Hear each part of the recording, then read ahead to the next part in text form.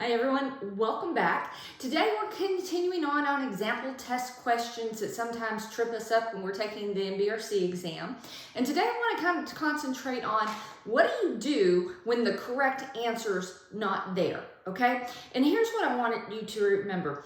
There is not always one correct way to do everything, okay? There's different safe options. And when you're taking a credentialing exam, what you are doing is proving competency.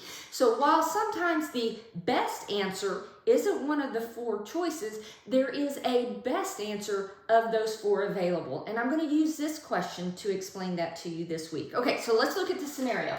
We have a 42-year-old female with a history of asthma that's receiving aerosolized albuterol treatment via an SVN in the ED, okay?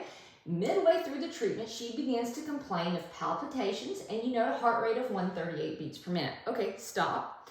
This is a potential side effect of albuterol. It's not common, but it happens occasionally, okay?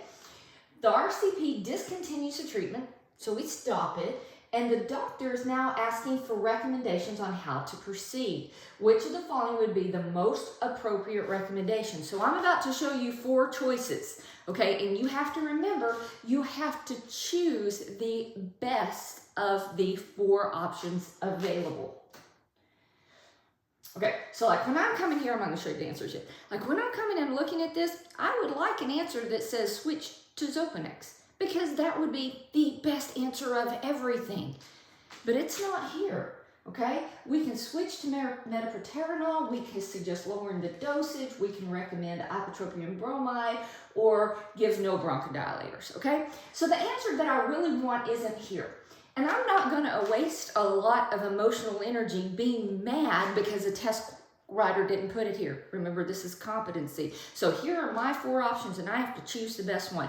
She is having a side effect from the albuterol treatments. This is rare because albuterol is more beta-2 specific, but we have some beta-1 problems with the heart with this, okay? So here's what we can do. Recommend switching to metaproterenol. Those of you that are brand new therapists or just now in respiratory school, this is Alupent, and it is an old school bronchodilator. It is harsher than albuterol. Those side effects we're seeing with the albuterol, she'll be having it with this.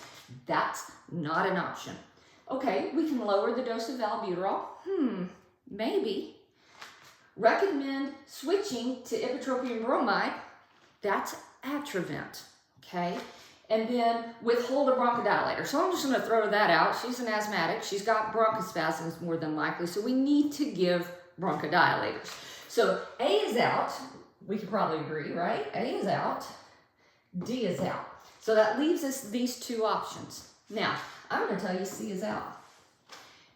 Atrovent is not the same drug classification as albuterol, and it will not work the same way. Okay, you can't switch one drug from another drug if they're not in the same classification and expect the same result. All right, it's not Atrovent. So suggest lowering the dose of albuterol. Yeah, we call it a unit dose of albuterol, which is 2.5 milligrams of the active ingredient, albuterol. But the correct dosage is 1.25 to 2.5. Okay, so the correct answer here, out of these four choices, is to lower the dose of albuterol in the next treatment. Maybe we'll still get the same bronchodilator properties, but without the cardiovascular side effect. Hope this has helped.